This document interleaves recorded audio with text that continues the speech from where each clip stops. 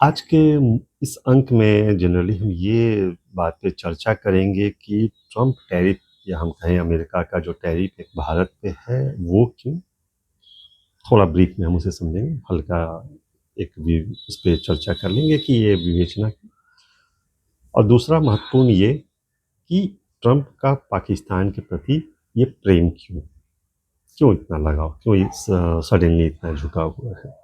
तो इन 2 बातों पे हम चर्चा करेंगे। तो आइए उसकी हम शुरुआत करते हैं कि भारत के परिप्रेक्ष्य में कि क्या है व्यापारिक रिलेशन दोनों के बीच में अभी, और क्यों ये दूरियां बन गई हैं भारत और अमेरिका के बीच में। तो सबसे पहले हमें ये जानना जरूरी है कि भारत और अमेरिका के बीच जो एक व्यापारिक संबंध है वो लगभग $200 बिलियन का है, जो हम ट्रेड करते हैं दोनों देशों के बीच में। वो लगभग $200 बिलियन का है, जिसमें से हम ज़्यादा उनको निर्यात करते हैं और आयात उसके मुकाबले हम कम करते हैं। तो इसे हम ट्रेड डिफिसिट बोलते हैं। तो इम्पोर्ट जो है वो हम कम कर रहे हैं, एक्सपोर्ट ज़्यादा कर रहे हैं, और ये जो गैप है वो लगभग $46 बिलियन का है, यानी $46 बिलियन हम कहीं ना कहीं सरप्लस में है। हम ज़्यादा उनसे बिजनेस करते हैं, हम उनसे ज़्यादा अर्निंग कर रहे हैं। इसकी ये एक बैलेंसिंग एक्ट है। अब कहीं ना कहीं ट्रम्प एक प्योर व्यवसायी हैं। उनके सारे सलाहकार जो ऐसे हैं इस बार, जो हमेशा से भारत का विरोध करते हैं। उनके सलाहकारों में पीटर नोरो जो बहुत ही फेमस हैं, आप जानते होंगे कि वो हमेशा भारत विरुद्ध बातें ज़्यादा करते हैं, तो वो मुख्य आर्थिक सलाहकार हैं। उसके अलावा पाकिस्तान के भी कुछ लोग हैं जो उनके इस कैबिनेट में उनको भी जगह मिली है। तो अपेक्षित है कि भारत के प्रति उनका रुख थोड़ा बिल्कुल ही अलग रहेगा। उन्हें तो उम्मीद थी, अमेरिका को, ट्रम्प को उम्मीद थी कि भारत पहले वाला वो भारत है जिसको जब भी बोलेंगे वो ट्रेड डील साइन कर देगा, जो भी डील होगा साइन कर देगा, बातें मान लेगा। लेकिन परिस्थितियां बदल गई। उन्हें उम्मीद था कि भारत सबसे पहले ट्रेड डील कर लेगा, क्योंकि जैसा वो भारत को बोलेंगे भारत वैसा करेगा। पुरानी सोच थी अमेरिका की, वो हमेशा से रूल करने वाला, पूरे दुनिया का सरपंच मुखिया बनने वाला। तो शायद वो मिथक उनका इस बार टूट गया, क्योंकि भारत एक बहुत तेज़ी से बढ़ता हुआ अर्थव्यवस्था है और एक सर्वमान्य सुपर पावर भी बनता जा रहा है भारत। वो उसे बार बार एक क्षेत्रीय सुपर पावर बोलते हैं, लेकिन नहीं, भारत का संदर्भ अब पूरे विश्व पटल पे सर्वमान्य है। लोग मानते हैं कि भारत एक सुपर पावर बनने की ओर है, एक बड़ी अर्थव्यवस्था बनने की ओर है। तो अमेरिका को इस बात का भी एक मलाल होगा कि कहीं ना कहीं भारत को इससे बढ़ने के लिए रोका जाए। कैसे रोका जाए? तो टैरिफ, धमकी, या अपने कमांड में करें। अब उन्होंने इस धमकी के लिए जो सबसे पहला अस्त्र अपनाया वो ये था कि कैसे भारत पे प्रेशर बनाया जाए टैरिफ के लिए। तो उन्होंने एक मुद्दा ढूंढा, तेल का, कि भाई भारत रसिया से सबसे ज़्यादा तेल खरीदता है। अपनी आपूर्ति का लगभग 39% भारत रसिया से ले रहा है। ये जो फंडिंग है, ये जो तेल भारत और रसिया से ले रहा है, रसिया को इससे जो फ़ायदा हो रहा है, जो उनको पैसे मिल रहे हैं, मॉनेटरी मिल रहा है, वो यूक्रेन युद्ध में लगा रहे हैं, जिससे यूक्रेन युद्ध इतना लंबा चल रहा है। तो उन्होंने घुमा के इस चीज़ को डाला भारत के ऊपर, जबकि खुद भी वो यूरेनियम ले रहे हैं। अभी एनर्जी का भी उनके साथ पैक्ट हुआ है रसिया के साथ, तो वो रसिया के साथ खुद भी बहुत बड़े स्तर पे व्यापार कर रहे हैं। बट उन्होंने दोषारोपण चाहा कि भारत को दे दें।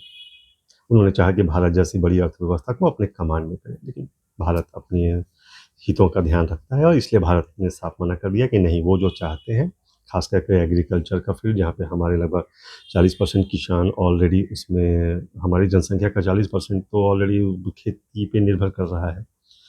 तो उसे हम, उन हितों को हम कॉम्प्रोमाइज़ नहीं कर सकते हैं। तो आपकी ट्रेड डील को हम अभी मान्य नहीं करेंगे, उसके लिए बैठ के चलेंगे।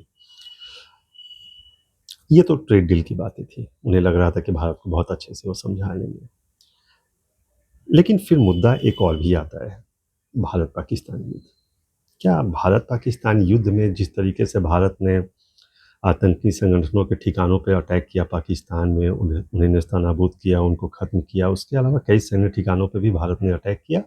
जब भारत का टारगेट अचीव हो गया तो भारत ने उस युद्ध को रोक दिया। अब इस युद्ध को रोकने का भी क्रेडिट ट्रम्प खुद लेना चाहते थे, जबकि हकीकत ये है कि इतना विध्वंसक कार्रवाई होने पे पाकिस्तान दौड़कर खुद ही भारत के पास इस युद्ध विराम के लिए आया और भारत से बातें हुई तो भारत ने एक्सेप्ट किया कि चलो हम रोक देते हैं। नोबेल पुरस्कार के लिए शायद इतने उतावले हैं ट्रंप कि उन्हें इस चीज़ का भान ही नहीं रहा है कि वो जो बोलेंगे वो शायद वो भारत उसको मना भी कर सकता है। तो वो तो विश्व पटल पे मीडिया में आके सोशल मीडिया पे उन्होंने क्लेम कर लिया कि भाई हम नहीं रुकवाया। भारत ने इसका खंडन किया और इस चीज़ का उनको आघात भी लगा होगा।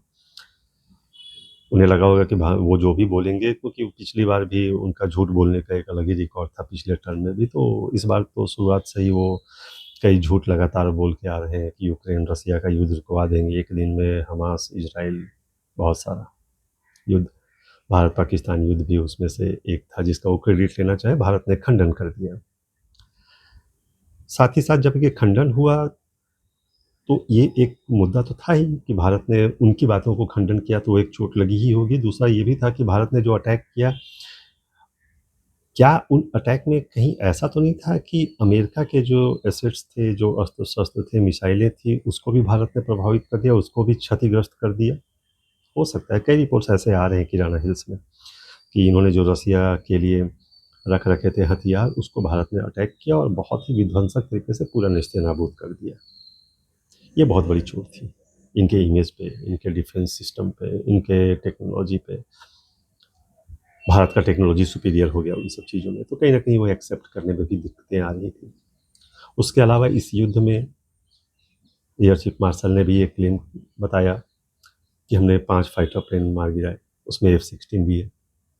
F-16 अमेरिका का फाइटर प्लेन।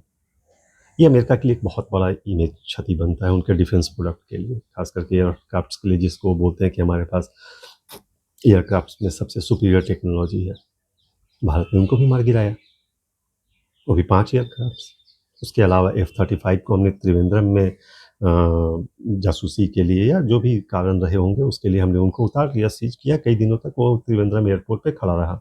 उन्होंने बोला कि टेक्निकल ग्लिचेज है, बट मीडिया में बहुत सारी खबरें आई जिसमें ये भी था कि वो जासूसी कर रहे थे, हमने उनको उनके सिस्टम को फ्रीज कर दिया, चीज़ों को उतारा और बहुत सारी चीज़ें न्यूज़ ऐसे भी चली। तो कहीं न कहीं हम टेक्नोलॉजी के मामले में वो जिस F-35 को भारत को बेचना चाह रहे थे, उसी को हमने ये दिखा दिया कि भाई ये कंपैटिबल नहीं है भारतीय माहौल में, क्योंकि हम लोगों ने ऐसा करके आपके प्लेन को यहाँ पे ऑलरेडी स्टेबल कर दिया है। प्लेन मूव नहीं हो पाया कई दिनों तक, महीनों रुक गया वो प्लेन। फिर बाद में वो ले गया जब भारत एग्री हुआ कि अब आप ले जाओ, जब हमने सब जाँच कर लिया तो उन सब चीज़ों का एक बहुत बड़ा मलाल था उनको।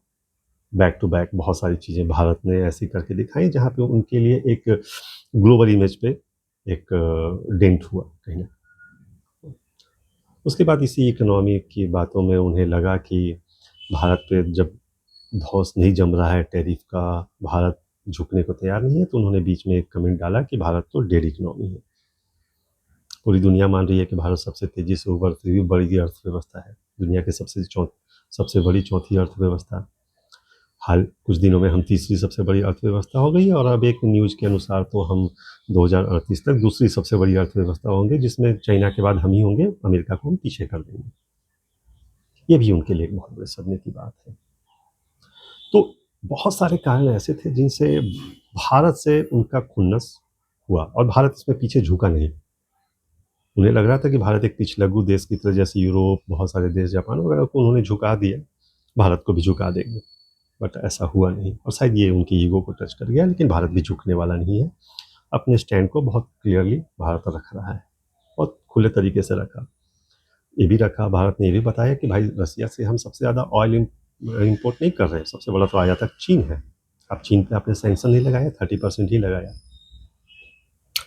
बट भारत के साथ उनका कुछ अभी अलग ही चल रहा है उनके लिए, भारत को लेकर दिमाग में, तो भारत इसमें कुछ नहीं कर सकता। भारत अपनी चीज़ों को, अपने हितों को के साथ समझौता नहीं कर रहा है। उनके लिए बहुत बड़ी प्रॉब्लम है, क्योंकि पूरे वर्ल्ड वाइड पे हर एक देश और बहुत सारे मीडिया में अब उनकी किरकिरी होने लगी है इस चीज़ को लेके। और भारत के इस स्टैंड के कारण बहुत सारे देश भारत से जुड़ने भी लगे हैं, जो अमेरिका से त्रस्त है अभी इनकी इस टैरिफ वॉर से। तो खैर, भारत अपने पोजीशंस को बहुत क्लियर किए हैं। अब दूसरा मुद्दा ये है कि हाल के फिलहाल में ट्रंप सरकार का रुख चाइना की तरफ है।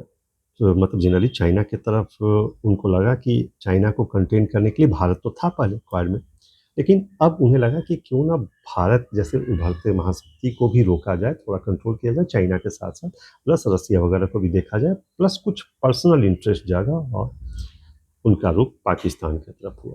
चूँकि पाकिस्तान कोल्ड वॉर के टाइम से ही अमेरिका के साथ रहा है, उसको हमेशा से उन्होंने एक सैनिक बेस पे इस्तेमाल किया और पाकिस्तान की आर्मी, जो मुख्यतः वही शासन चलाती है, कहने के लिए वहाँ लोकतंत्र है। लोकतंत्र होता तो शहबाज शरीफ डोनाल्ड ट्रंप से मिलने जाते, आसिफ मुनीर नहीं जाते। उन्हें पता है कि सेना के हाथ में ही सारा व्यवसाय, सारी कमांड, सारी चीज़ें हैं, तो उन्होंने आसिफ मुनीर को अमेरिका बुलाया। एक बार तो वो ट्रंप से भी मिले, डिनर डिप्लोमेसी हुई और उसमें बहुत सारी चर्चाएँ हुई। पाकिस्तान पे उन्होंने 19% का टैरिफ लगाया है, मात्र 19% का, जो लगभग भारत की 1/3 है। लेकिन इस डील में हुआ क्या? आसिफ मुनीर के अनुसार से तो बहुत सारी चीज़ें हुई, जो ख़ास करके ट्रंप ने भी बोला कि हम पाकिस्तान को तेल भी बेचेंगे, वहाँ की सी एनर्जी को, और विटोल के बीच में एक समझौता भी करवाया जिसमें साल के अंत तक 1 मिलियन बैरल तेल पाकिस्तान पहुँच भी जाएगा। तेल का तो खेल चलता रहेगा। उन्होंने आसिफ मुनीर ने तेल का भी एक प्रलोभन दिया कि हमारे यहाँ बहुत बड़ा तेल रिज़र्व है, तो आप उससे एक्सट्रैक्ट करें, जिसमें डोनाल्ड ट्रंप भी आगे बढ़ के अपने बड़बोलापन में उन्होंने बोला कि भाई हाँ, तेल हम निकालेंगे और उसे बेचेंगे, भारत को भी बेचेंगे, तो भारत भी तेल लेगा वहाँ से। तेल का भी कोई अता-पता है नहीं, ऐसा कोई पुष्टि नहीं हुई है कि बहुत बड़ा रिज़र्व है या क्या रिज़र्व है, उसकी कोई पुष्टि नहीं है। बट आता है कि रेयर मिनरल्स, हाँ, बलूचिस्तान के इलाके में बहुत सारे मिनरल्स हैं और बलूच की सरकारें जो हैं वो हमेशा से इस चीज़ का विरोध करते हैं, बलोच लोग, कि हमारे यहाँ खनन होता है, हमें गरीब छोड़ दिया गया है, हम पे अत्याचार होता है और केवल हमारा उपयोग दोहन के लिए होता है, यानी खनिज संपदा को लूटने के लिए होता है। अब अमेरिका को भी वहाँ पे एक फ़ायदा नज़र ये आ रहा था कि वहाँ पे ऑलरेडी इनको एक सीपेक के थ्रू, जो बीआरआई प्रोजेक्ट के अनुसार से बना बनाया इंफ्रास्ट्रक्चर इनको वहाँ पे मिल रहा है। बना बनाया इंफ्रास्ट्रक्चर, इन्हें बहुत कुछ करने की ज़रूरत तो है नहीं। तो इन्हें लगा कि क्यों ना वहाँ से रेयर मिनरल, जो एक्चुअली में अमेरिका चाइना से भी लेता है और भी कई देशों से अमेरिका लेता है, लेकिन चाइना ने भी कुछ पाबंदियाँ लगा दी हैं। इन्हें लगा कि वहाँ से एक बना बनाया मिल जाएगा और पाकिस्तान तो कभी बोलेगा नहीं, रोकेगा नहीं। ये वहाँ पे रेयर अर्थ मिनरल को एक्सट्रैक्ट करेंगे और ग्वादर पोर्ट है, ग्वादर एयरपोर्ट है, उसका यूज़ भी करेंगे, जो चाइना के द्वारा बनाया गया है वहाँ पे। अब इस चीज़ को यूज़ करेंगे। उसके अलावा तेल रिज़र्व का तो बातें थी ही। लेकिन जो सबसे इम्पोर्टेंट बात था वो है crypto business. World finance limited करके एक कंपनी है, जिसमें जनरली वर्ल्ड लिबर्टी फाइनेंस करके एक कंपनी है, जिसमें सबसे बड़ा स्टेक जो है वो ट्रम्प परिवार का है, लगभग 60% जो उसमें स्टेक है, जो उसके शेयर धारक हैं वो ट्रम्प फैमिली है। ये पूरी क्रिप्टो की बिजनेस, और पाकिस्तान क्रिप्टो में उभरता हुआ एक बहुत बड़ा मार्केट है, बहुत तेज़ी से वो उभर रहा है क्रिप्टो बिजनेस में। और उसके संचालन को खास करके डोनाल्ड ट्रंप चाहते थे कि किसी तरीके से क्रिप्टो बिजनेस को केवल पाकिस्तान में नहीं, पूरे साउथ ईस्ट एशिया और मिडिल ईस्ट में भी फैलाया जाए। तो उसके लिए एक हब ऑलरेडी मिल गया जहाँ पे पाकिस्तान था। आसिफ मुनीर ने भी हामी भरी, क्योंकि उन्हें भी इस बिजनेस में अच्छा खासा इंटरेस्ट था। अब जो डोनाल्ड ट्रंप की वर्ल्ड लिबर्टी फाइनेंस थी, जिसमें 60% ट्रंप का परिवार का ही हिस्सा है, उसमें उनके दोनों बेटे, दामाद, ट्रंप फैमिली, सारे लोग तो ऑलरेडी कर ही रहे थे। पाकिस्तान में इस बिजनेस को आसिफ मुनीर देखेंगे, प्लस साथ-साथ शहबाज शरीफ के बेटे और नवाज शरीफ के बेटे, सारे लोग इसमें इन्वॉल्व हैं। तो बिल्कुल एक फैमिली बिजनेस होने जा रहा है, और ये एक बहुत बड़ा बिजनेस वहाँ पे ये दिख रहा है पाकिस्तान में।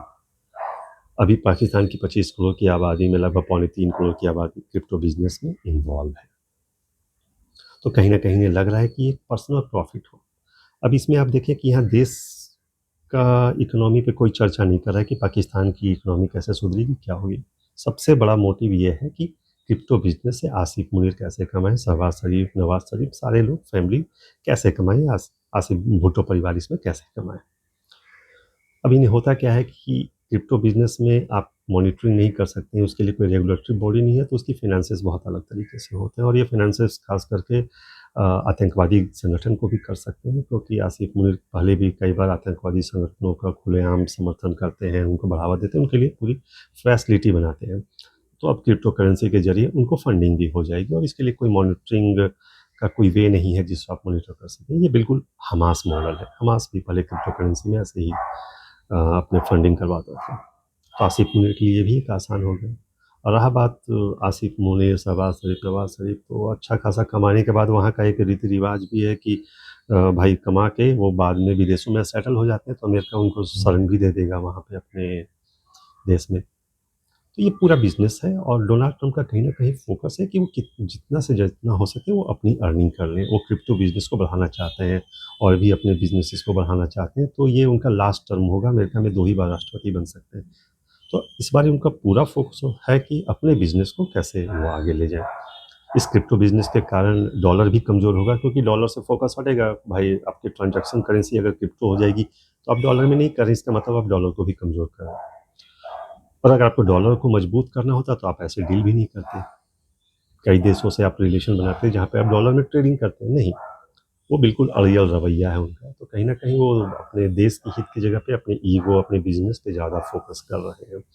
और ऐसे नहीं चलता है, बहुत सारे देशों से इनके रिलेशन ऑलरेडी ख़राब हो रहे हैं। भारत उनमें से एक है, ब्राज़ील से हो चुका है, जापान से हो चुका है, ये बड़े इकोनॉमी हैं सारे। चाइना से तो उनका है ही राइवलरी हमेशा से, और रसिया से है ही। तो सारे बड़े देशों से तो उनकी हो गई। यूरोपियन यूनियन के भी कई देश उनसे इस बार खफ़ा हैं, तो उनके लिए स्थिति बहुत विकट है। और रहा बात पाकिस्तान पे, जो उनका प्रेम है, वो पाकिस्तान तो आज तक किसी का सगा हुआ नहीं है। चाहे उसे आप आईएमएफ से $1 बिलियन का फंड ही क्यों नहीं रिलीज करवा दें, जिसका वो पता नहीं कैसे यूज करेगा। आज तक तो आपको पता ही, वो कटोरा लेके घूमता है और एक ही चीज़ वो निर्यात करता है, वो है आतंकवाद। आयात करने के लिए तो उसके पास कटोरा है ही, जो भी आप दे दो उसके कटोरे में वो आ ही जाता है। भीख मांगने की तो पुरानी आदत है। तो वहाँ के लोगों को, हुक्मरानों को अपने अर्थव्यवस्था से बहुत प्रेम नहीं है, और डोनाल्ड ट्रंप भी इस बात को अच्छी तरीके से जानते हैं। हाँ, पाकिस्तान का यूज़ वो भारत, चाइना, रसिया, ईरान, मिडिल ईस्ट पे निगरानी के लिए ज़रूर करेंगे, और उसका यूज़ करने के बाद अमेरिका जैसे छोड़ता है वैसे ही छोड़ देगा उनको। तो इन सब सारे जो भी अभी घटना चक्र बदलाव हो रहे हैं पूरे दुनिया में, उस पे हम आगे भी नज़र रखेंगे, क्योंकि अभी प्रधानमंत्री ऑलरेडी जापान पहुँच चुके हैं। जापान के साथ हमारा अभी बहुत अच्छा बायलैटरल मीटिंग भी होने वाला है, जिसमें कई तरीके की इन्वेस्टमेंट पे बातें होंगी, आगे व्यापार की भी बातें होंगी। जापान ने ऑलरेडी कमिट भी किया हुआ है। उसके बाद फिर एससीओ की मीटिंग में प्रधानमंत्री चीन जा रहे हैं, जहाँ पे उनकी मीटिंग वर्ल्ड लीडर से होगी, जिसमें प्रमुख रूप से चाइना और रसिया के राष्ट्रपति होंगे। इन सब सारी चीज़ों पे हम नज़र रखेंगे। तब तक के लिए आप सबका धन्यवाद।